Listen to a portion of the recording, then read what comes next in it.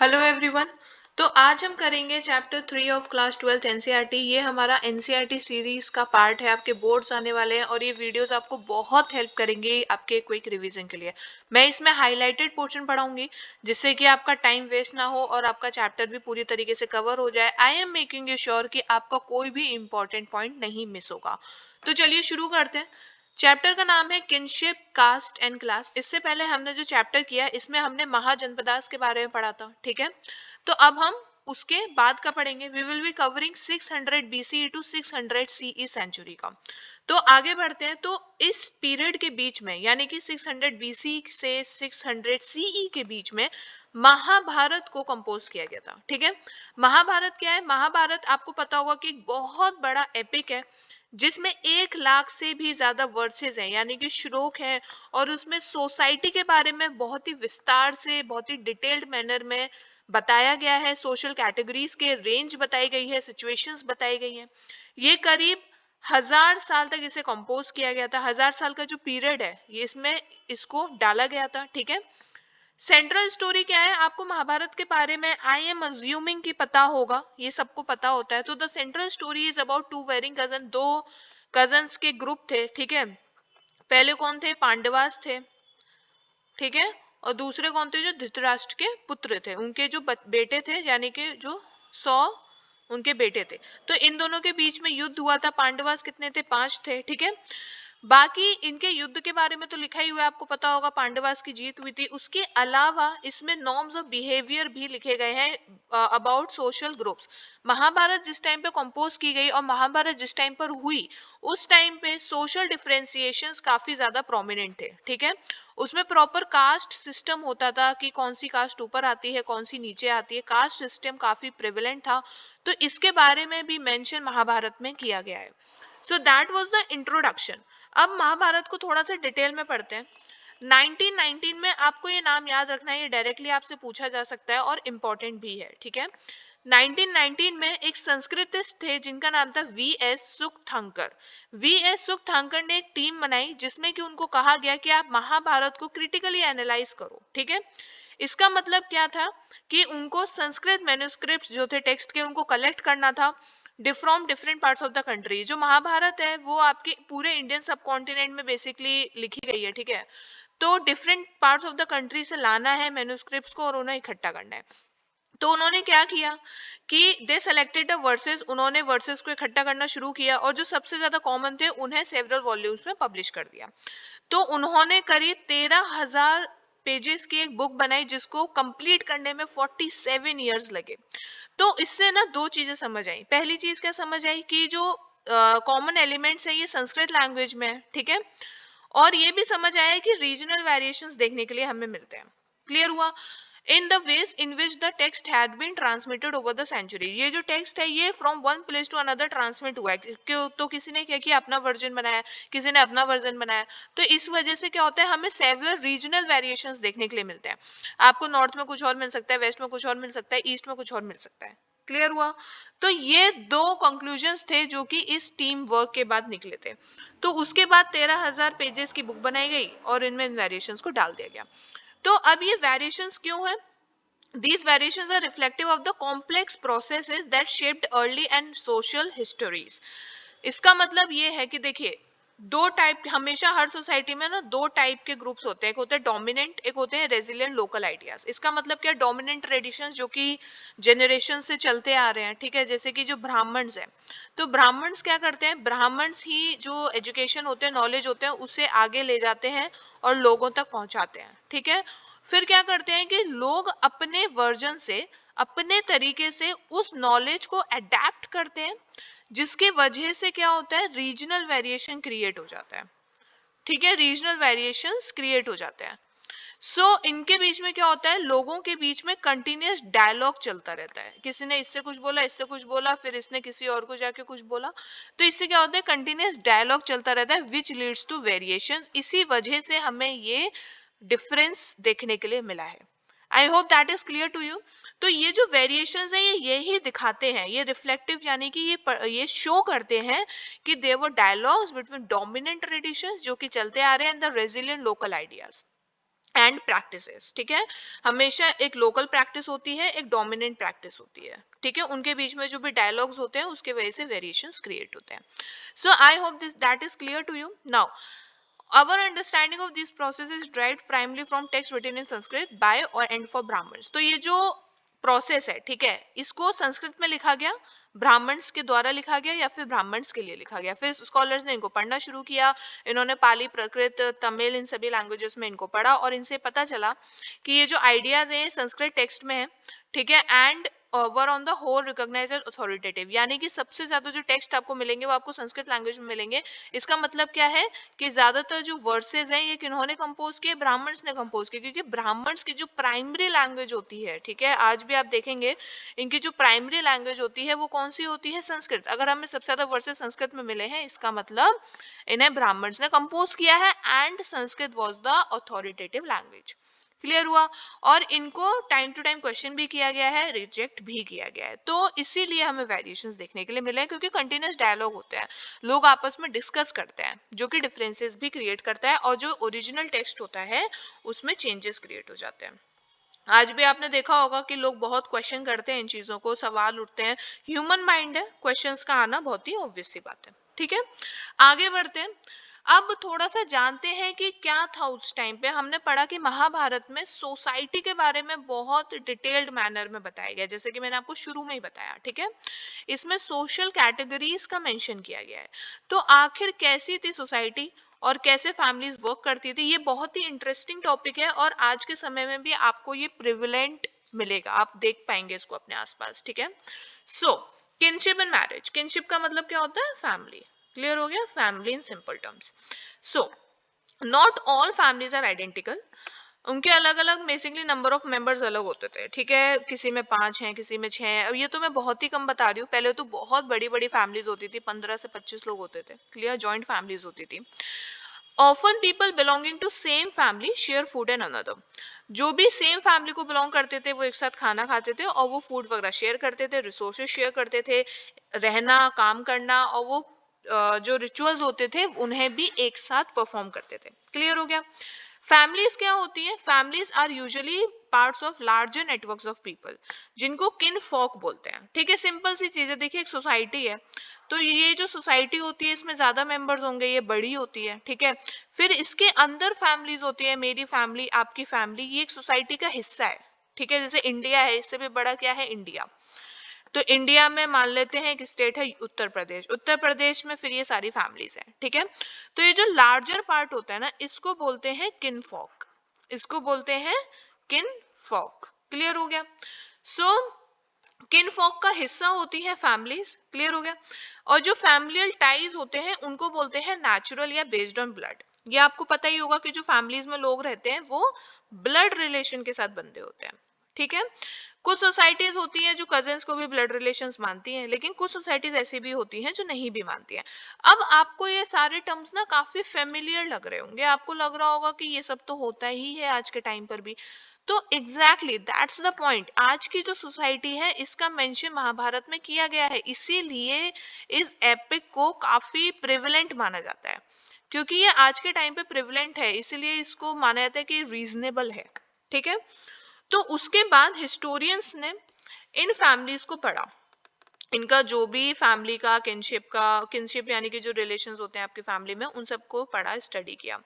तो उन्होंने पढ़ा that there is an ideal of patriliny. Patriliny का क्या मतलब होता है, देखिए सोसाइटी होती है पेट्रियार्कल सोसाइटी, पेट्रियार्कल सोसाइटी, ठीक है। पेट्रियार्कल सोसाइटी का क्या होती है, जिसमें कि जो मेल होता है ना ये हेड ऑफ द फैमिली होता है, ठीक है, ये हेड ऑफ द फैमिली होता है और इसके पास ज्यादा पावर होती है टू टेक डिसीजंस। पावर कब आती है, जब आप डिसीजंस ले पाते हैं, ठीक है। तो पेट्रियार्कल सोसाइटी में ये होता है। तो इधर पेट्रिलिनी एंड मेट्रिलिनी इन दोनों का डेफिनेशन दिया गया है। पेट्रिलिनी में क्या होता है कि father to son, son to grandson, यानी कि एक फादर है तो उनकी जो भी सारी इनहेरिटेंस है या फिर जो भी प्रॉपर्टी है, जो भी राइट्स है एक्सेट्रा, वो सब उनके सन को चले जाएंगे, ठीक है। ऑन द अदर साइड जो मेट्रिनिनी होती है वो होती है मदर साइड, ठीक है। तो जो फादर साइड होती है वो होती है पेट्रिनिनी एंड मदर साइड इज मेट्रिनिनी। तो उस टाइम पे पेट्रिनिनी होता था, ठीक है। इसमें क्या होता था, महाभारत में हमने पढ़ा कि दो कजन्स के बीच की फाइट है over the land and the power. Kauravas थे, कौरव कौन थे? जो 100 सन्स थे, ठीक है, धृतराष्ट्र के जो 100 पुत्र थे। And Pandavas same he family को बिलोंग करते थे, ठीक है, उनका पूरा किंगडम था, उसी को वो फॉलो करते थे। एंड वो जो बेसिकली जो जनपदास थे, जो कुरु है, वो कुरु लिनियज को बिलोंग करते थे, कुरु रूरल फैमिली को। तो कुरु जो है वो एक जनपदा था। हमने 16 महाजनपदास के बारे में पढ़ा है पिछले चैप्टर में, उसमें कुरु का भी मेंशन होता है। क्लियर? उसके बाद क्या हुआ कि अब इन दोनों के बीच में झगड़े होने लगे लैंड एंड पावर को लेकर। जो कौरवास थे वो काफी ज्यादा बिगड़े हुए थे, लालची थे। फिर उसके बाद इन दोनों में बैटल हुआ और पांडवास जीत गए। उसके बाद पेट्रीलिनियर सक्सेशन आ गया। इसका मतलब father to son, son to grandson, ठीक है। तो पूरा जो सेंट्रल स्टोरी था महाभारत का, उसमें यही बताया गया है कि जो पेट्रीनिनी है वो बहुत ही इंपॉर्टेंट है। इसमें क्या होता है, जो सन होते हैं वो रिसोर्सेस को क्लेम कर लेते हैं, इंक्लूडिंग द थ्रोन, यानी कि जो राजा होता है उसका बेटा ही राजा बनता है। क्लियर हो गया? देन काफी ज्यादा रूरल डायनेस्टीज थी, काफी सारे ऐसे किंगडम्स आए जिन्होंने सिस्टम को फॉलो किया, लेकिन कुछ ऐसे भी थे जिनमें वेरिएशंस भी हमें देखने के लिए मिले। कभी कभी ऐसा होता था कि कोई बेटा नहीं होता था, तब क्या करना है? तो इस सिचुएशन में क्या होता था कि जो अदर किन्समैन होते थे, यानी कि फैमिली के मेंबर होते थे, वो थ्रोन क्लेम करते थे, जैसे कि कजिन्स ने भी किया है, ठीक है, कजिन्स ने भी किया है। लेकिन हमें एक बहुत ही इंटरेस्टिंग एग्जांपल हम सेट करते हैं when it comes to women of Prabhavati Gupta. इनका भी मेंशन मैंने लास्ट चैप्टर में किया हुआ है। प्रभावती गुप्ता की शादी हुई थी वकाटका डायनेस्टी में। आई होप आप लोग को अब तक ये चीज याद हो गई है। अगर आपने ये सब नहीं पढ़ा है, आपको याद नहीं है ना, तो आप प्लीज लास्ट वीडियोस जाकर देखो, जो सेकंड चैप्टर की वीडियो है उसे देखो, बहुत इंपॉर्टेंट है। तो प्रभावती गुप्ता एक ऐसी एक्सेप्शनल वुमेन है जिन्होंने रूल किया था, ठीक है। और उसके बाद जो मंत्राज हैं, ये सब है, ये सब आपको ऋग्वेद में देखने के लिए मिलते हैं। अब ये इस मैप पे एक बार नजर डाल लेते हैं। ये है कुरु पंचाल रीजन, जहाँ पे सॉरी कौरवाज एंड पांडवाज रहते थे, उनका जो पूरा किंगडम था, ठीक है। हस्तिनापुर है, कुरु है, इंद्रप्रस्थ था जहाँ पे पांडवाज ने रहना शुरू किया था जब वो पूरा डिवाइड हो गया था इनका किंगडम, ठीक है। एंड ये आसपास के एरियाज है। ये जो आप देख रहे हैं ना, ये जो नाम आप देख रहे हैं, कौशल, ठीक है, वत्सा, कौशाम्बी, ये महाजनपदास है। महाजनपदास के नाम आपको अच्छे से याद होने चाहिए, और कुछ कुछ हैं जो बहुत इंपॉर्टेंट है, इनकी मैपिंग भी आपको पता होना चाहिए। नहीं पता है तो आप लास्ट वीडियो देखिए जाके। उसके बाद आगे बढ़ते हैं। Then the rules of marriage. Marriage के क्या रूल्स थे? अब इसमें से कुछ ऐसे रूल्स हैं जिनसे आप बहुत रिलेट कर पाएंगे, क्योंकि आज के टाइम पर भी होते हैं। तो जो सन्स होते थे वो इंपॉर्टेंट होते थे, ठीक है, फॉर कंटिन्यूइंग द पेट्रीलिनियज, क्योंकि उन्हें ही रूल करना होता था, ठीक है। डॉटर्स थे, उन्हें थोड़े अलग तरीके से देखा जाता था, क्योंकि उनके पास कोई भी क्लेम नहीं होता था ओवर द रिसोर्सेज उसी टाइम पे। और ये तो हमें पता है रिसोर्सेज पे कोई क्लेम मिलता ही नहीं था। उसके अलावा उनकी जो शादी होती थी वो आउटसाइड द किन होती थी, ठीक है, फैमिली में नहीं होती थी, यानी कि कजिन्स के बीच में शादी नहीं होगी, भाई बहन की शादी नहीं होगी, एक ही फैमिली में शादी नहीं होगी, डिफरेंट फैमिलीज में शादी होगी, ठीक है। इस सिस्टम को क्या बोलते हैं? एक्सोगेमी। इधर टाइप्स ऑफ मैरिजेस दी गई है, इन्हें पढ़ लीजिए। एंडोगेमी क्या होता है कि जब आप एक ही किन में शादी कर रहे हैं, ठीक है, एक ही कास्ट में कर रहे हैं, same caste same group. Exogamy क्या होता है? जब आप अपने किन से बाहर कर रहे हैं। पॉलीगैमी जब एक ही मेन की सेवरल वाइफ्स होती हैं। पॉलीएंड्री जब एक विमेन के सेवरल हस्बैंड्स होते हैं, ठीक है। तो एक्सोगेमी होता था, इसका मतलब the lives of young girls and women belonging to families that claimed high status were often carefully regulated to ensure that they marry at the right time and the right person। तो उन जो girls या women होती थी, जो and वो जिस families को बिलोंग करती थी, अगर उनका बहुत ही हाई स्टेटस है, ठीक है, बहुत ही ऊंचे खानदान की है या फिर किसी डायनेस्टी को बिलोंग करती हैं, तो ये मेक श्योर किया जाता था कि उनकी सही टाइम पे सही इंसान के साथ शादी हो जाए। फिर उसमें कन्यादान भी होता था। कन्यादान क्या होता है? जब जो फादर होते हैं वो कोई गिफ्ट प्रोवाइड करते हैं, तो उसको कन्यादान बोला जाता है, और ये बहुत ही इंपॉर्टेंट रिलीजियस ड्यूटी मानी जाती है। Then people from near and far met to buy, मतलब सब आते हैं, सामान खरीदते हैं, ठीक है, and they share their ideas in the urban milieu. तो इससे क्या होता है, अब जो अर्बन और रूरल का जो माइग्रेशन है ना, ये बरसों से चला आ रहा है, ठीक है। तो रूरल से लोग अर्बन एरियाज में जाते हैं अपना सामान खरीदने के लिए, बेचने के लिए। तो जब अर्बन में बहुत सारे लोग आ गए, ठीक है, तो वो क्या करेंगे? एक दूसरे से बात करना शुरू करेंगे, तो there will be exchange of ideas. तो इससे क्या होता है, जो अर्लियर ब्रीफ्स एंड प्रैक्टिसेस होते हैं उनको लोग क्वेश्चन करना शुरू कर देते हैं, जो इन्हें वे अच्छा भी है बुरा भी है, अगर हद से ज्यादा करें तो शायद बुरा हो सकता है, लेकिन अच्छा इसलिए है कि जो टॉक्सिक प्रैक्टिसेस थे या फिर जो सोशल इवल्स थे वो इन्हें एरेडिकेट कर दिया है, यानी कि उनको खत्म किया है। जैसे कि पहले विमेन को पढ़ना बिल्कुल भी अलाउड नहीं था, लेकिन फिर लोगों ने इस चीज को क्वेश्चन किया कि क्यों अलाउ नहीं है, हम भी इंसान है, ठीक है, हमें भी वेद पढ़ सकते हैं, हमें भी पूरी पूरी एजुकेशन का राइट है। तो इस चीज को जब क्वेश्चन किया गया तो इस चीज में बदलाव भी लाए गए। तो यही ये चीज लिखी हुई है कि जब लोग आए अपने प्रोडक्ट्स के लिए या फिर किसी भी रीजन से, तो वहां पे आइडियाज एक्सचेंज होने लगे। इससे क्या हुआ, जो पुराने बिलीफ्स एंड प्रैक्टिसेस थे उनको क्वेश्चन किया गया। तो the Brahmans responded by laying down codes of social behaviour in the great detail. तो जब भी क्वेश्चन किया जाता तो ब्राह्मण्स जो होते थे वो पूरा बताते थे कि सोशल बिहेवियर के कोड्स क्या होते हैं। इसका मतलब ये है कि इसको आम भाषा में बोलते हैं सोशल कंडक्ट। इसका इसमें क्या होता है कि सारे ना रूल्स लिखे होते हैं कि किसको कैसे रहना चाहिए, राजा को कैसा होना चाहिए, ठीक है, कास्ट क्या होता है, किसको कौन सा काम करना चाहिए, ये सब ब्राह्मण्स ने लिखा। तो इन्हें ब्राह्मण्स तो पर्टिकुलरली फॉलो करते ही थे, और उन्होंने ये बोला कि इसे सोसाइटी को भी इन जनरल फॉलो करना चाहिए। फिर इन डिटेल्स को कंपोज किया जाने लगा एक किताब में जिसका नाम रखा गया धर्मसूत्रास एंड धर्मशास्त्रास, ठीक है। इसका सबसे इंपॉर्टेंट जो धर्मशास्त्र है वो है मनुस्मृति। आई एम श्योर आप सबने इसका नाम सुना होगा, मनुस्मृति, जिसको 200 बीसी से लेकर 200 सीई के बीच में कंपाइल किया गया था। तो इसमें क्या है, इसमें सारा सोशल रूल्स है, सोशल कंडक्ट के सारे रूल्स हैं कि क्या कैसे होना चाहिए, ठीक है। तो उन्होंने बताया, जो ब्राह्मण हैं उन्होंने बोला कि इसकी ना यूनिवर्सल वैलिडिटी है, आप इसको मना नहीं कर सकते, and it had to be obeyed, इसको फॉलो करना ही पड़ेगा, क्लियर। लेकिन again there was regional diversity. तो and difficulties of communication was also there, हर कोई नहीं समझ पाता था। क्यों नहीं समझ पाता था, क्योंकि जो धर्मसूत्रास एंड धर्मशास्त्रास होते थे ना, इन्हें मेनली संस्कृत लैंग्वेज में लिखा होता था, ठीक है। ये जो लैंग्वेज होती है ये समझना मुश्किल होती है, ये हर कोई नहीं समझ सकता। तो इससे क्या हुआ, डिफिकल्टीज ऑफ कम्युनिकेशंस क्रिएट हुए, और जो इन्फ्लुएंस था वो उनका थोड़ा कम भी होना शुरू हुआ।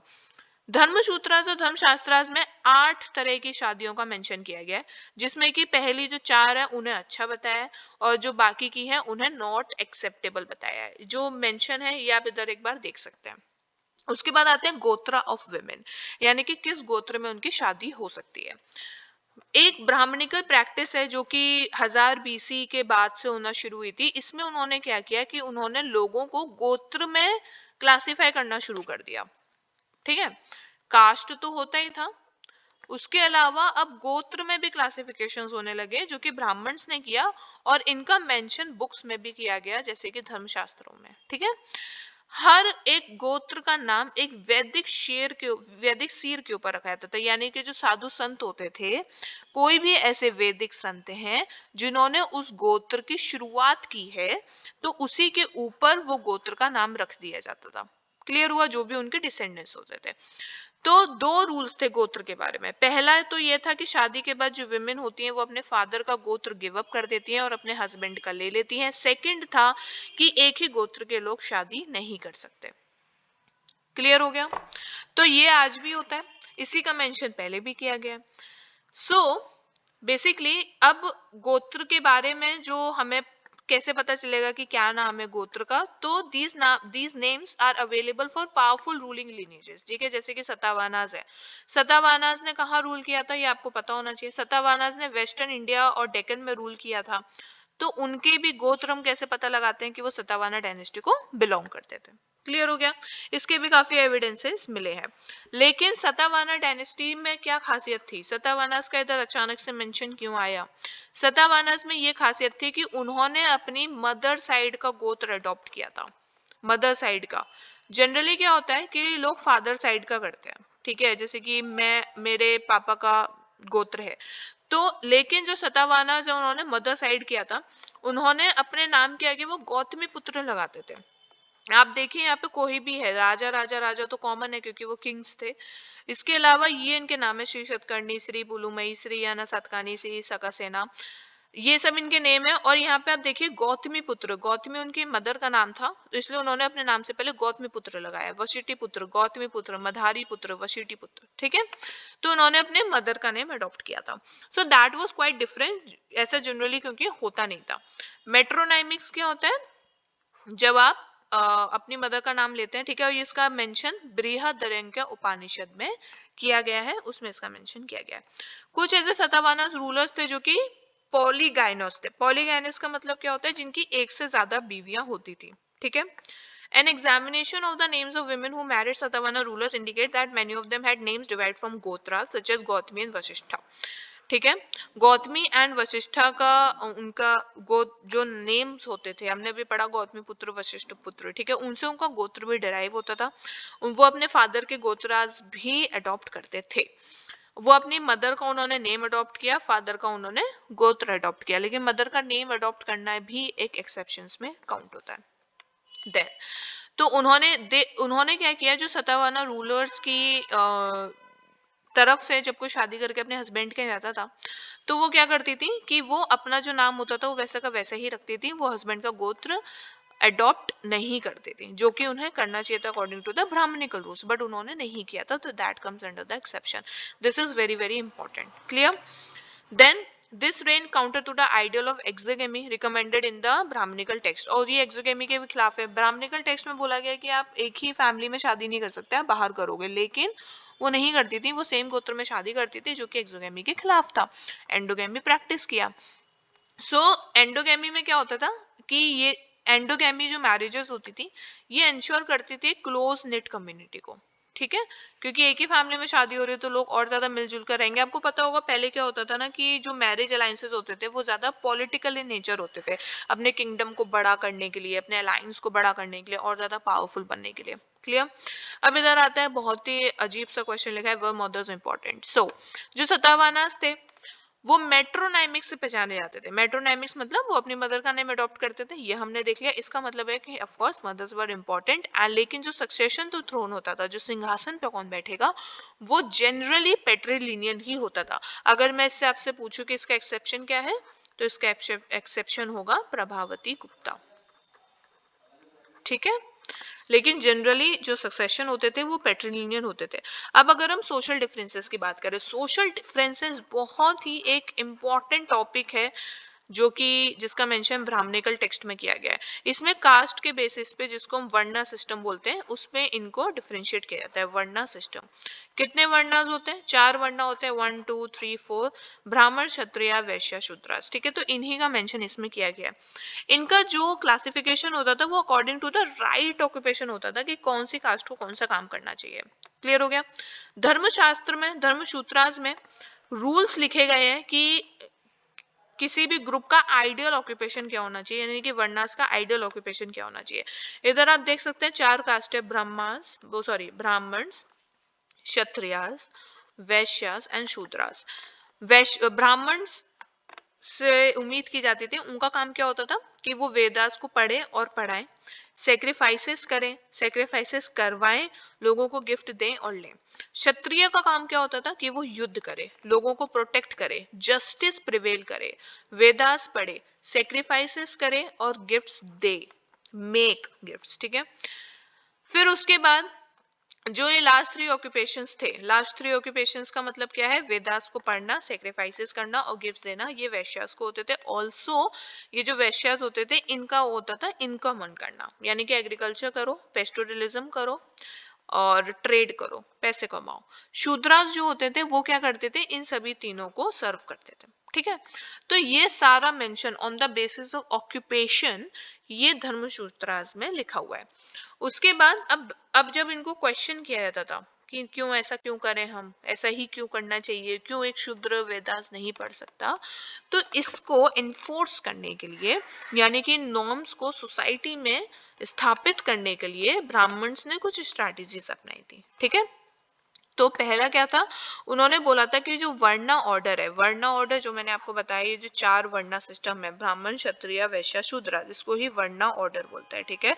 तो ये जो वर्णा ऑर्डर है ये डिवाइन ओरिजिन का है, यानी कि ये एक यूनिवर्सल ट्रूथ है, आप इसे क्वेश्चन नहीं कर सकते, ये डिवाइन है, ये गॉड नहीं बनाया है, ठीक है।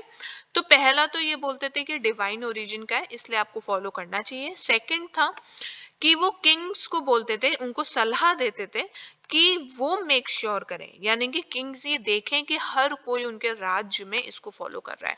अब अगर किंग ने बोल दिया कि आप ये फॉलो करो, तो जो सब्जेक्ट्स होते हैं यानी कि जो उसमें रहते हैं वो उन्हें फॉलो करना पड़ता है, क्योंकि सब्जेक्ट्स का एक होता है कि आप लॉयल ही रहोगे, क्योंकि आप उनको क्वेश्चन नहीं कर सकते, ठीक है। तो वो क्या करते थे, ब्राह्मण सीधे किंग से जाकर बात करते थे कि आपको ये फॉलो करवाना है। थर्ड थर्ड क्या होता था कि वो लोगों को परसुएड करने की, यानी कि उन्हें विश्वास दिलाने की कोशिश करते थे कि जो स्टेटस होते हैं ये बाय बर्थ डिटरमिन्ड होता है, राजा का बेटा ही राजा बनेगा, शूद्र का बेटा शूद्र रहेगा। तो ये सब सब कुछ क्या होता है, बाय बर्थ डिटरमिन्ड होता है, और आप इसे क्वेश्चन नहीं कर सकते, ये जो है वो है, ये वाला रूल था, ठीक है। लेकिन अब फिर से बात आ गई इधर नॉन क्षत्रिय किंग की। ब्राह्मण्स ने क्या बोला, ब्राह्मण्स ने अपने धर्मसूत्रास और धर्मशास्त्रास में क्या बोला था कि क्षत्रिय ही राजा बनेगा। हमने अभी पढ़ा ना, सेकंड कैटेगरी में आते हैं, ये क्या करते हैं, ये वॉरफेयर करते हैं, युद्ध लड़ते हैं, लोगों को प्रोटेक्ट करते हैं, ठीक है। तो लेकिन कुछ ऐसे राजा थे जो नॉन क्षत्रिय ओरिजिन के भी थे, तो शास्त्रों के अकॉर्डिंग था कि क्षत्रिय रूल कर सकते हैं। लेकिन कुछ ऐसे थे जिनके क्षत्रिय ओरिजिन नहीं थे, स्पेशली इनमें सबसे ऊपर आता है मौर्य। मौर्य डायनेस्टी बहुत बड़ा एक डायनेस्टी था जिसने सालों तक रूल किया था, तो इनके ओरिजिन को लेकर डिबेट बना रहता है। उसके बाद शुंगा, कानवाज, ये जो थे ये मौर्यास के इमीडिएट सक्सेसर्स थे, यानी कि मौर्यास के बाद में आई थी शुंगा डायनेस्टी और कानवा डायनेस्टी। वो ब्राह्मण्स थे, लेकिन और भी रूलर्स थे जैसे कि शाकाज। शाकाज कहाँ से आए थे, सेंट्रल एशिया से आए थे, और इनको मलिच्छास बोला जाता है। मलिच्छास मतलब जो बाहर के होते हैं, जो कैटेगरी उनकी अलग ही होती है, ठीक है, या फिर बारबेरियंस कह सकते हैं, फिर आउटसाइडर्स। तो ब्राह्मण्स ने बोला कि आउटसाइडर्स है, ये बाहर के हैं, लेकिन उन्होंने भी रूल किया। उसके बाद रुद्रदामन है। रुद्रदामन एक बहुत ही पावरफुल शाका रूलर है, इनका बहुत ज्यादा मेंशन किया था, इन्होंने सुदर्शन लेक बनवाई थी, ठीक है। इसका भी पिछले चैप्टर में मेंशन किया गया है। तो उन्होंने बोला कि ये भी मलिच्छास हैं, जो कि जिनको संस्कृत आती थी, जो कि सांस्कृतिक ट्रेडिशंस के बारे में जिन्हें पता होता था, क्लियर। उसके बाद अभी हमने सतावाहन डायनेस्टी के बारे में पढ़ा, जिसमें जो बहुत ही इन्फ्लुएंशियल रूलर थे जिनका नाम है गौतमीपुत्र श्री सतकर्णी। तो ये जो थे ना, ये बोलते हैं कि हम ब्राह्मण हैं और हम क्षत्रियस का प्राइड डिस्ट्रॉय करने आए हैं। उन्होंने ये भी बोला that he also claimed to have ensured that there was no intermarriage amongst member of four varnas। उन्होंने बोला कि चारों वर्णास के बीच में कोई भी शादी नहीं होनी चाहिए। उसी के साथ साथ उन्होंने रुद्रदामन की फैमिली के साथ भी शादी कर ली, ठीक है।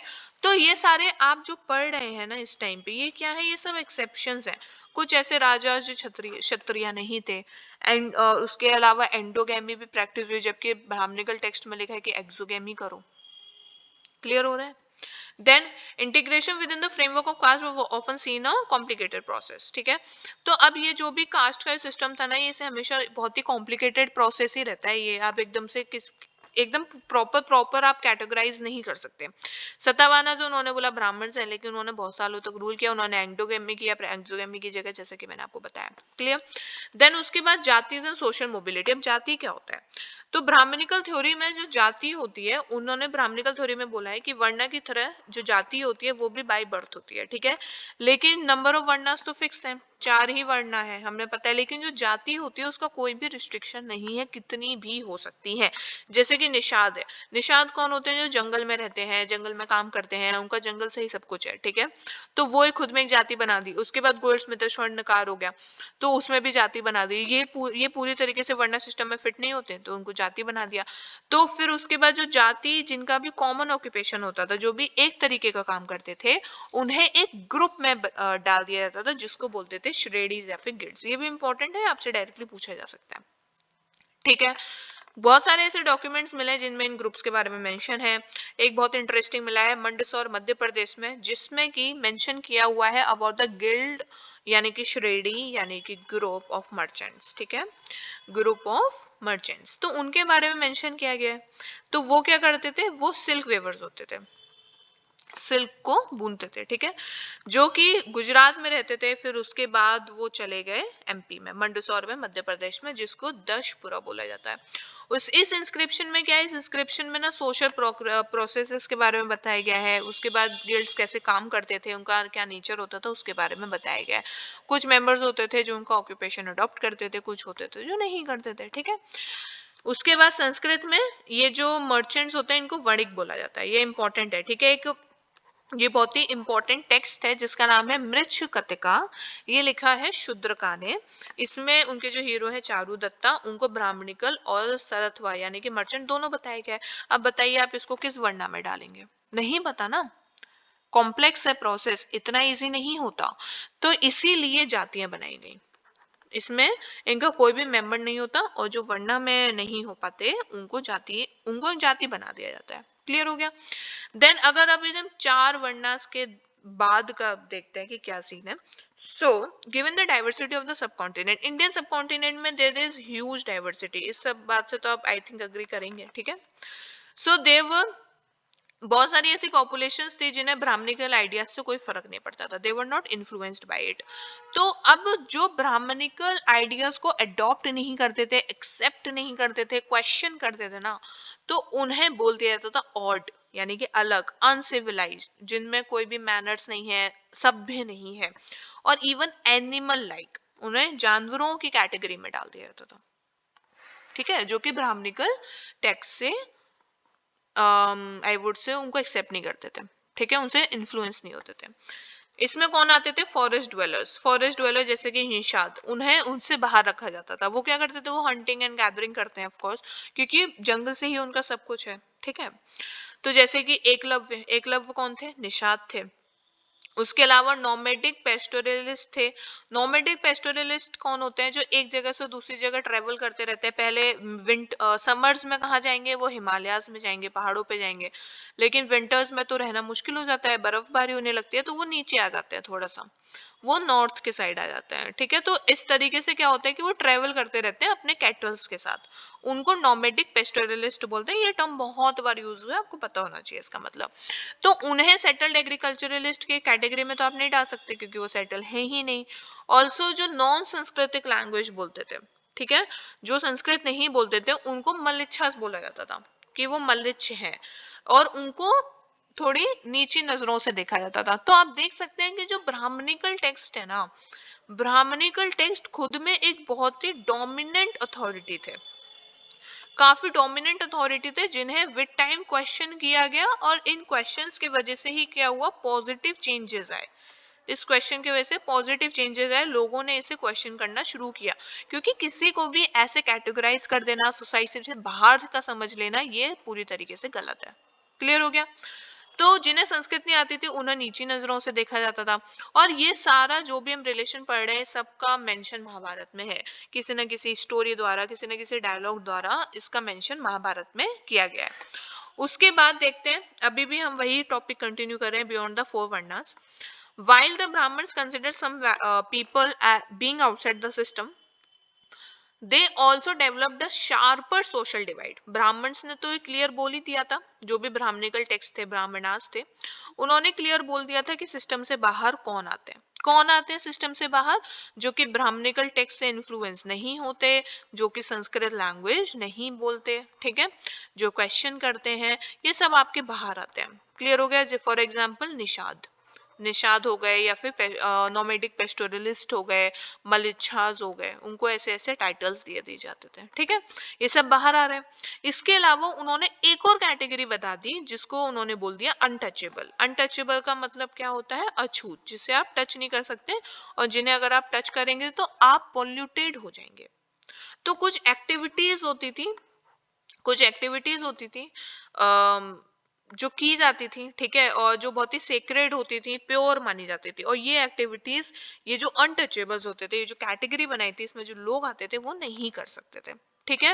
अब जो अपने आप को प्योर मानते थे, जो अपने आप को प्योर मानते थे, ये जो लड़ाई है ना, लड़ाई तो मैं नहीं कहूंगी, ये जो प्योर पीपल और अनटचेबल्स के बीच का जो डिफरेंस है, ठीक है, प्योर पीपल एंड अनटचेबल्स का डिफरेंस, ये हमें बहुत बहुत बहुत सालों तक देखने के लिए मिला और आज भी इनफैक्ट ये एग्जिस्ट करता है, विच इज अ शेम, जो कि नहीं करना चाहिए। हमारा कॉन्स्टिट्यूशन, हमारा इंडियन कॉन्स्टिट्यूशन साफ साफ ये कहता है कि there should be absolutely no untouchability and it's a crime. जो बी आर अम्बेडकर थे उन्होंने अपनी पूरी जिंदगी इसी पर्पस के लिए लड़ाई की थी, ठीक है। तो anyway, coming back to the point, जो लोग अपने आप को प्योर मानते थे, हम उस टाइम की बात कर रहे हैं, वो अनटचेबल से खाना भी नहीं लेते थे, ठीक है। उन्हें उनकी जो उनका अगर वो टच भी करते थे ना, तो माना जाता था कि आप पॉल्यूट हो गए हो। उनकी कुछ एक्टिविटीज होती थी जिन्हें पॉल्यूटिंग माना जाता था, जैसे कि हैंडलिंग कॉर्पसेस, यानी कि डेड बॉडीज को संभालना, डेड एनिमल्स को संभालना। इन्हें चंडालास बोला जाता था। जो कास्ट हायरार्की थी, उन्हें उसमें सबसे ज्यादा नीचे रखा जाता था। अगर उनको आप छू भी लेंगे तो ये पॉल्यूटिक माना जाता था, ठीक है। उसके अलावा मनुस्मृति में भी इन चंडालास की जो ड्यूटीज है इनका मेंशन किया गया है, जैसे कि वो गांव के बाहर रहेंगे, वो जो डिस्कार्टेड यूटेंसिल्स होते थे, यानी कि ऐसे जो बर्तन होते थे जो कोई यूज नहीं करता, वो यूज करेंगे। एंड वो डेड बॉडीज के ही कपड़े पहनेंगे, लोहे की ज्वेलरी होगी उनकी, वो रात में गांव से बाहर नहीं निकलेंगे। ऑल्सो अगर कोई भी डेड बॉडी होती है तो उसको वो डिस्पोज करते हैं। एग्जीक्यूशनर्स होते हैं। द चाइनीज बुद्धिस्ट, एक चाइनीज बुद्धिस्ट थे जिनका नाम है फाजियान, ये भी बहुत इंपॉर्टेंट पिलग्रिम थे जो कि इंडिया में आए थे, ठीक है। उन्होंने बोला कि जो अनटचेबल्स होते थे ना, उन्होंने स्ट्रीट्स में चलते हुए तालियां बजानी होती थी, वो ताली बजाते बजाते चलते थे, जिससे कि लोगों को पता चल जाए कि एक अनटचेबल आ रहा है और वो उससे दूर हो जाए। आप इमेजिन करिए कि कितना ज्यादा एक एक्सट्रीम स्टैंड लिया जाता था, which is not good at all. जुआन जेंग थे, अनदर चाइनीज पिलग्रिम थे। उन्होंने भी बोला कि जो एग्जीक्यूशनर और स्कैवेंजर्स होते थे, ये कौन होते थे? मेनली अनटचेबल्स ही होते थे। उन्हीं को बोला गया था कि आप यही काम करोगे। इन्हें फोर्स किया जाता था कि वो शहर से बाहर रहे। क्लियर? उसके बाद अब हिस्टोरियंस ने इसको स्टडी किया, ये जो चंडालास थे, इन्होंने इस लाइफ ऑफ डिग्रेडेशन का मतलब इन्होंने इनको हायरार्की में सबसे नीचे रखा गया, उन्हें पूरी तरीके से एक्सक्लूड कर दिया गया, अलग कर दिया गया। इसको उन्होंने एक्सेप्ट किया था कि नहीं, जो कि शास्त्रार्थ में मेंशन किया है। तो अलग अलग सोशल रियलिटीज हमें देखने के लिए मिलती है, ठीक है। उस सबकी अपनी अलग अलग कहानियां होती है। ये कुछ स्टोरीज हैं जो ये बॉक्सेस में दी गई है, ऐसे बौद्धिशट्टा एंड चांडाल के, बहुत प्यारी बहुत अच्छी स्टोरी है, आप इसको पढ़ लीजिए तो आपको और एक डीपर अंडरस्टैंडिंग देखने के लिए मिलेगी। क्लियर हो गया?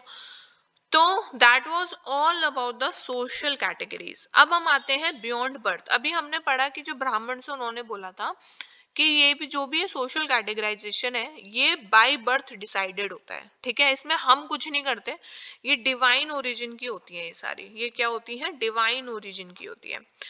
बट इससे भी अगर देखते हैं कि बियॉन्ड बर्थ क्या सीन था। सो जेंडर्ड एक्सेस टू प्रॉपर्टी, ठीक है। महाभारत का हम एक फिर से एक बहुत इंटरेस्टिंग स्टोरी ले रहे हैं।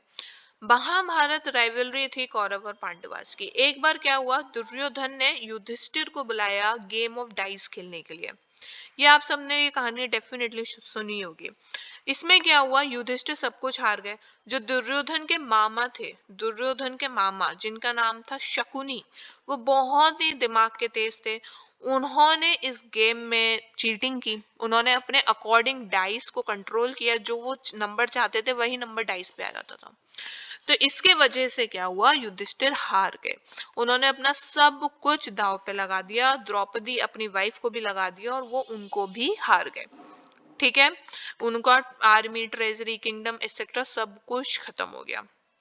तो अब हम ये स्टोरी क्यों पढ़ी? हमने स्टोरी इसलिए पढ़ी क्योंकि जो युधिष्ठिर थे उनकी अपनी एक ओनरशिप थी। वो पूरा land, kingdom, treasury, even his wife, ये सब कुछ ओन करते थे। तो इधर हमारा नेक्स्ट टॉपिक ओनरशिप ही होने वाला है। तो मनुस्मृति के अनुसार, अकॉर्डिंग टू मनुस्मृति, मनुस्मृति क्या है? ब्राह्मणिकल संस्कृत टेक्स्ट है, धर्मसूत्रास एंड धर्मशास्त्रास में आता है, ठीक है। तो इसमें क्या होता था, मनुस्मृति के अकॉर्डिंग जो पेटर्नल स्टेट है, अभी हमने पढ़ा कि पेट्रिलिनियन सोसाइटी थी, फादर टू सन जा रही है प्रॉपर्टी, ठीक है। तो जो भी पैटर्नल स्टेट यानी कि जो फादर का जो भी स्टेट होता था, जो भी उनकी प्रॉपर्टी होती थी, वो उनके सन्स के अमंग डिवाइड कर दी जाती थी जब उनकी डेथ हो जाती थी, ठीक है। और जो सबसे बड़ा होता था उसे सबसे ज्यादा मिलता था। विमेन जो है वो क्लेम नहीं कर सकती थी, लेकिन जो विमेन है जिन जो उनको जो गिफ्ट्स मिलते थे अपनी शादी के टाइम पे, जैसे कि स्त्री धन जिसको बोलते हैं, वो उनको रख सकती थी। और ये जो स्त्री धन है ये उनके बच्चे भी इनहेरिट कर सकते थे, उसमें उनके हस्बैंड का कोई भी क्लेम नहीं होता था। ऑल्सो मनुस्मृति में वॉर्न किया जाता है कि जो विमेन है वो अपनी फैमिली प्रॉपर्टी को होल्ड करके ना रखें, अपने वैल्यूएबल्स वगैरह ये सब वो अपने हस्बैंड के परमिशन के बिना नहीं रख सकती। हमने एक बहुत ही वेल्दी वुमेन, बहुत ही वेल्दी से ज्यादा पावरफुल वुमेन को मैं बोलूंगी इन्हें, तो इनके बारे में पढ़ा था। वकाटका क्वीन थी प्रभावती गुप्ता, ठीक है। तो प्रभावती गुप्ता, वैसे तो जो अपर क्लास वुमेन थी उनके पास रिसोर्सेज का एक्सेस होता था, लैंड, कैटल, मनी, ये सब होता था, लेकिन इन सबको कंट्रोल कौन करता था? मैन करता था। सोशल डिफरेंसेस हमें देखने के लिए मिलते हैं, लेकिन प्रभावती गुप्ता थी जिनको हम एक्सेप्शन में डालते हैं। क्लियर हुआ? तो हमने विमेन का पोजीशन देखा कि विमेन का पोजीशन क्या था। उसके बाद वर्णास के अकॉर्डिंग आप प्रॉपर्टी को कैसे एक्सेस करते हैं। So according to Brahmanical text, another criteria, gender के अलावा जो क्राइटेरिया था, जेंडर यानी कि मेल एंड फीमेल, ठीक है। तो हमने मेल एंड फीमेल का तो पढ़ लिया कि जो फीमेल थी उनको राइट्स नहीं थे, जो मेल थे उनको थे, ये क्लेम नहीं कर सकती, ये क्लेम कर सकते हैं। क्लियर? सो जेंडर के अलावा जो प्रॉपर्टी है उसे कैसे रेगुलेट किया जाएगा, वो था वर्ण, ठीक है। शूद्रास का एक ही ऑक्यूपेशन था, वो क्या था? सर्विट्यूड, यानी कि बाकी के जो 3 हायर वर्णास हैं उन्हें सर्व करना। उसके अलावा जो ये बाकी 3 हायर वर्णास थे, कौन कौन से? ब्राह्मण, क्षत्रिय एंड शूद्रा, उनके तो पूरी पूरी लिस्ट होती थी कि आपको ये करना है, ये करना है, ये करना है, लेकिन शूद्र का एक ही काम होता था, इन तीनों को सर्व करना। क्लियर हो गया? सो द वेल्थिएस्ट मैन, जो सबसे अमीर थे, वो या तो ब्राह्मण होते थे या फिर क्षत्रिय होते थे। जो किंग्स होते थे उन्हें वेल्दी ही माना जाता था। जो प्रीस्ट होते थे उन्हें भी रिच डिपिक्ट किया जाता है। पुअर ब्राह्मण्स को भी डिपिक्ट किया गया है। Even as the Brahminical view of society was codified in the Dhම්mashastra, other tradition developed critics of Varna order. वैसे तो इन सब में बताया गया है कि क्या होता है, मतलब सोशल कंडक्ट कैसा होना चाहिए, इनके रूल्स पूरे पूरे दिखाए गए हैं, ठीक है। लेकिन कुछ ऐसे ट्रेडिशंस थे जो कि क्रिटिक थे वर्ण ऑर्डर के, जिन्होंने इसको एक्सेप्ट नहीं किया। इसमें सबसे इंपॉर्टेंट आते हैं आपके बुद्धिज्म, बुद्धिज्म एंड जैनिज्म, ठीक है। बुद्धिज्म और जैनिज्म, इन दोनों ही रिलीजन ने कास्ट को एक्सेप्ट नहीं किया। उन्होंने बोला कि सब पढ़ेंगे, सब लिखेंगे, सब आगे बढ़ेंगे, कुछ कास्ट सिस्टम नहीं होता। सो बुद्धिस्ट ने बोला कि ठीक है, डिफरेंसेस होते हैं सोसाइटी में, बट ये नेचुरल नहीं होते और इनफ्लेक्सिबल नहीं होते। इसका मतलब कि कोई गरीब पैदा हो सकता है, लेकिन अगर वो शूद्र है अकॉर्डिंग टू ब्राह्मणिकल टेक्स्ट, तो जरूरी नहीं है कि वो कभी भी अमीर नहीं हो सकता, पैसे नहीं कमा सकता है, काम नहीं कर सकता, ठीक है। तो उन्होंने बोला कि ये बाई बर्थ कुछ नहीं होता, डिफरेंसेस हैं, ऑफ कोर्स है, लेकिन ये नेचुरल नहीं है और इनफ्लेक्सिबल नहीं है, यानी कि उन्हें चेंज किया जा सकता है। उन्होंने बाय बर्थ जो भी आपका स्टेटस डिसाइड कर देते हैं ब्राह्मणिकल टेक्स्ट, उनको रिजेक्ट किया। ये अनदर एक स्टोरी दी हुई है मझेम्मा निकाया में, ठीक है। तो ये अवंती पुत्र और जो बुद्ध के डिसाइपल थे कच्छन, उनके बारे में आप इस स्टोरी को पढ़िएगा। ये भी स्टोरी काफी इंटरेस्टिंग और अच्छी है, and it will provide you a deep understanding. Clear? Then जो लोगों का क्लेम होता था या फिर उनका जो स्टेटस होता था सोसाइटी में, वो on the basis of their wealth होता था, कि उनके पास वेल्थ कितनी है। अलग पॉसिबिलिटीज भी थी, कुछ ऐसे सिचुएशंस भी थी जिसमें कि men who were generous were respected while those were miserly and simply accumulated wealth for themselves were despised। कुछ ऐसे थे मेन जो जेनरस थे, उन्हें रेस्पेक्ट किया जाता था, और जो सिर्फ अपने लिए रखते थे उन्हें नहीं किया जाता था, ठीक है।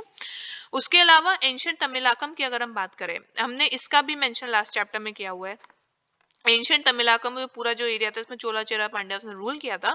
उसमें काफी चीफ डॉम्स थे, जो चीफ डॉम्स यानी कि छोटे छोटे छोटे छोटे किंगडम्स थे, जो 2000 साल पहले तक एग्जिस्ट करते थे, ठीक है। तो उसमें क्या होते थे, उसमें बहुत सारे ऐसे चीफ्स थे जो कि बार्ड्स एंड पोइट्स के पेट्रॉन्स थे, यानी कि वो बहुत ज्यादा टैलेंटेड थे, बहुत ज्यादा स्किलफुल थे। अब आप मुझे बताइए कि अगर कोई पर्सन है जो स्किलफुल है, यानी कि वो बहुत अच्छी अच्छी कविताएं लिखता है, बहुत ही पोएटिक नेचर का है, उसका एकदम आर्टिस्टिक है, ठीक है, तो स्किलफुल है, बट वो अकॉर्डिंग टू ब्राह्मणिकल ट्रेडिशंस किसी एक लोअर कास्ट में बर्थ लेता है, तो उसका जो उसके तरफ जो रिस्पेक्ट होनी चाहिए, जो अप्रोच होनी चाहिए, वो उसकी स्किल के अकॉर्डिंग होनी चाहिए, राइट? ना कि उस इसकी वजह से कि उसने लोअर कास्ट में बर्थ लिया। ये चीज क्लियर है। तो स्किल्स को अप्रिशिएट किया जाता था। तो बहुत सारे ऐसे किंग्स थे जिन्होंने स्किल्स को अप्रिशिएट किया। उन्होंने नहीं देखा कि ये शूद्रा है, वैश्या है, ब्राह्मण है या क्षत्रिय है, ठीक है, उन्होंने नहीं देखा, उन्होंने स्किल्स को अप्रिशिएट किया।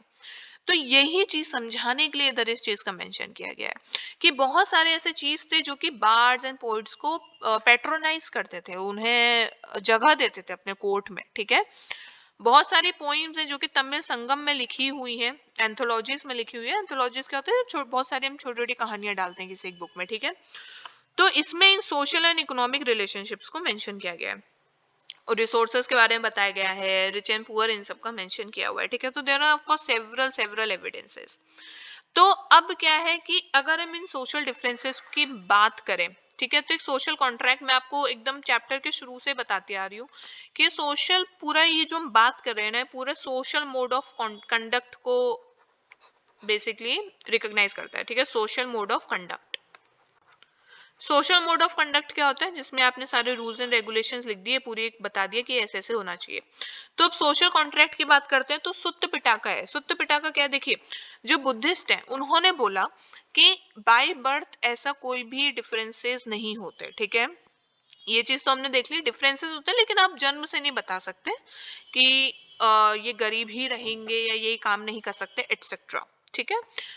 तो उन्होंने एक ऑल्टरनेटिव अंडरस्टैंडिंग को बिल्ड किया, यानी कि उन्होंने अपना एक वर्जन प्रोवाइड किया लोगों तक, जिसमें उन्होंने सोशल इनइक्वालिटीज की बात की, लेकिन उन्होंने बताने की कोशिश की कि ये बाई बर्थ नहीं होती।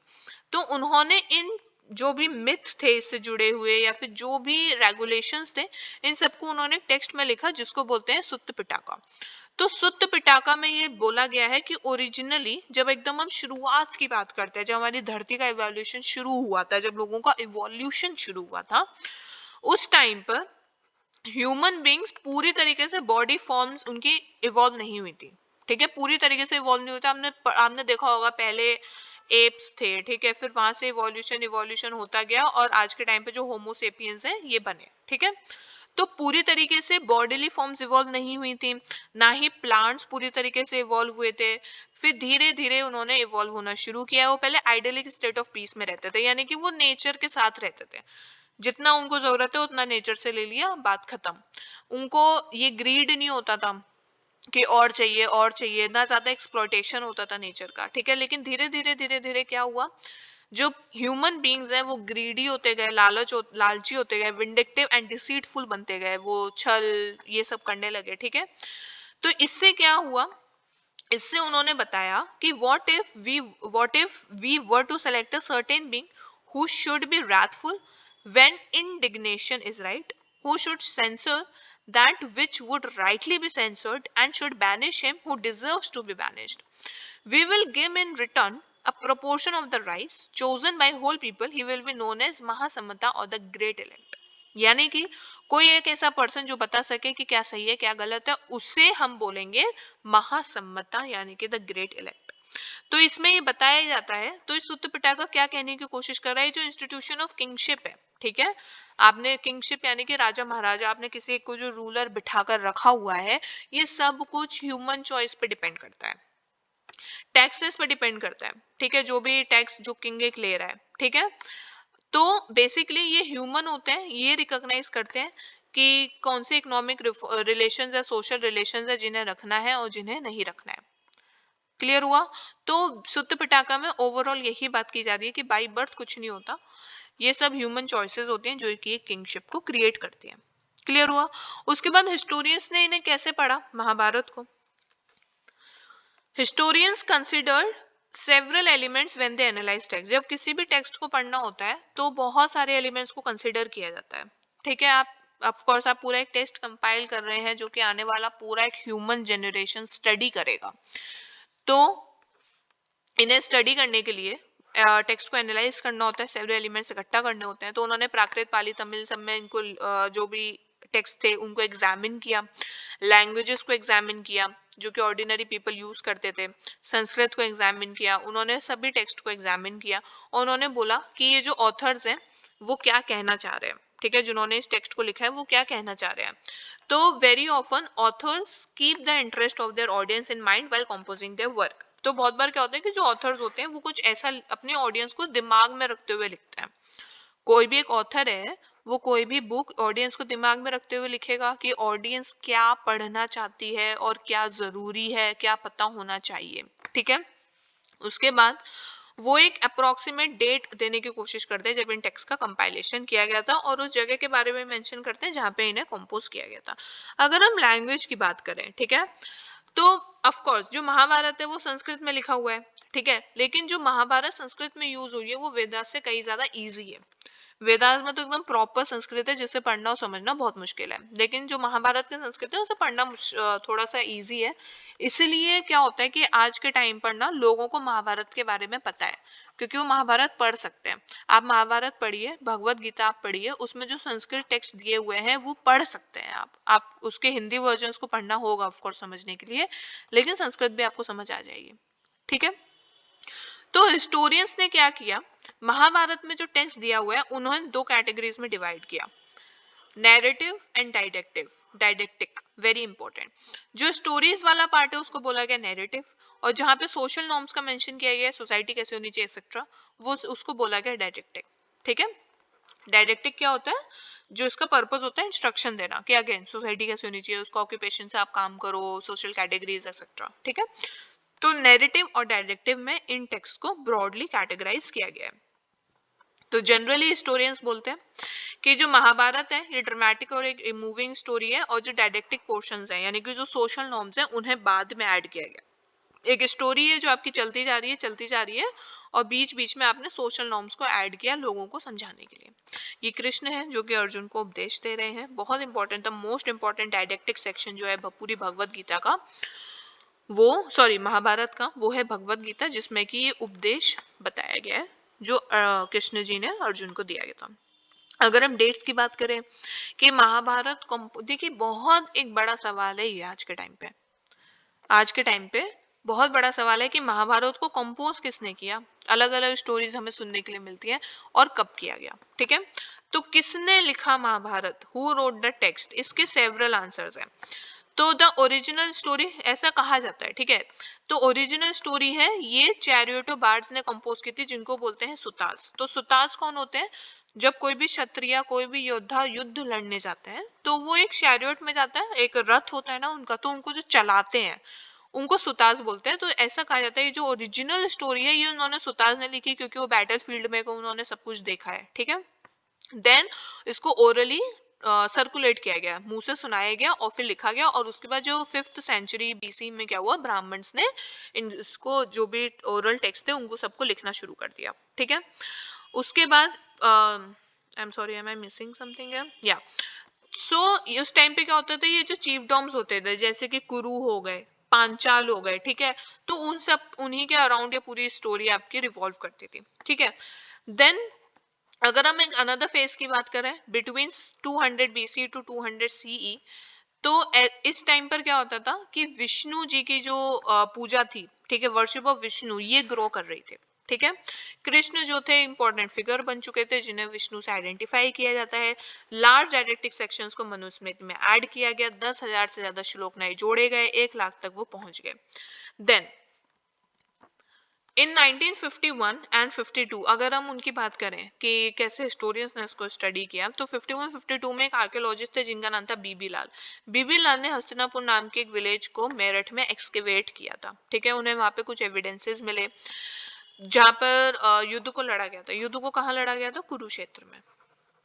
ठीक है, वहां पर इसको भी एक्सकेवेट किया गया। Then the location of the site in the upper Ganga Doab, जहां पे कुरु किंगडम सिचुएटेड है, उसमें बताते हैं कि जो कैपिटल्स है कुरु का, इसका मेंशन किया गया है। ठीक है, उसके अलावा बीबी लाल को ऑक्यूपेशनल लेवल्स के एविडेंसेस भी मिले हैं। ठीक है, सेकंड एंड थर्ड था जो हमारे लिए इंपॉर्टेंट है, इसमें घर कैसे बनाए जाते थे एक्सेट्रा, ये सब का मेंशन किया गया है। इसको आप एक बार पढ़िएगा, ये इनके बीच मेनली इनके डायलॉग के बारे में ही दिया हुआ है।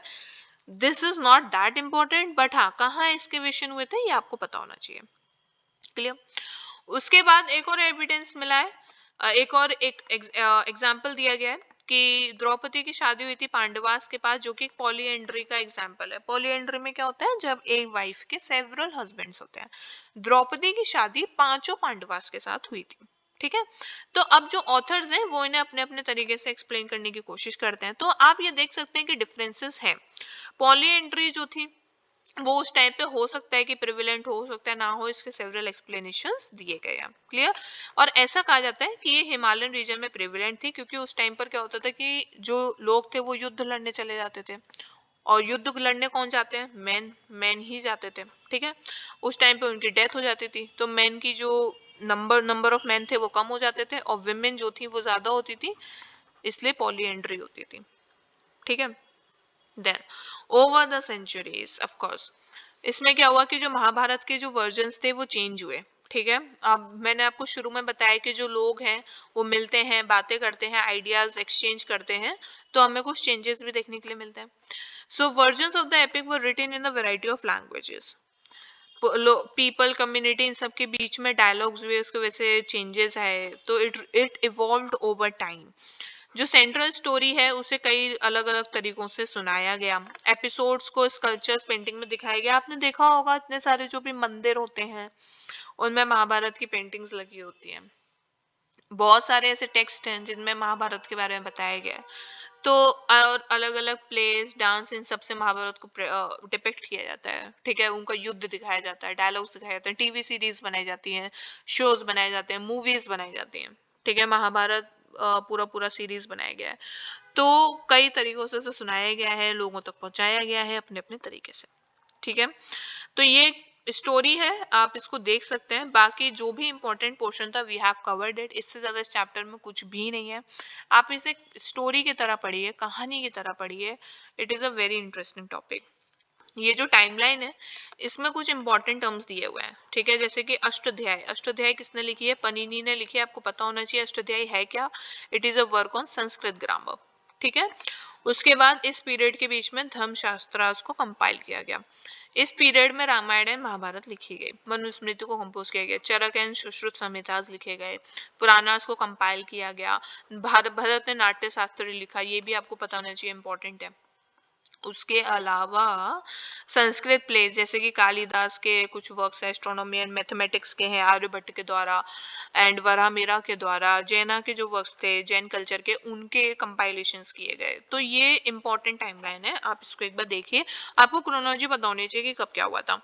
ठीक है, 1919 टू 66 हमने पढ़ा था, 47 अराउंड ईयर्स लगे थे महाभारत को कंपाइल करने में, उसके क्रिटिकल एडिशंस को कंपाइल करने में। और इसका इंग्लिश ट्रांसलेशन कब हुआ, जे ए बी वेन ब्यूटनेन ने किया, और ये 1978 तक उनकी डेथ के बाद कंप्लीट हुआ था। ठीक है, so this is it, your chapter is completed. आप इसको एक बार देख लीजिएगा, it will be highly helpful for your in boards, and please let me know in the comment section if you have any doubts with regard to that. Keep studying.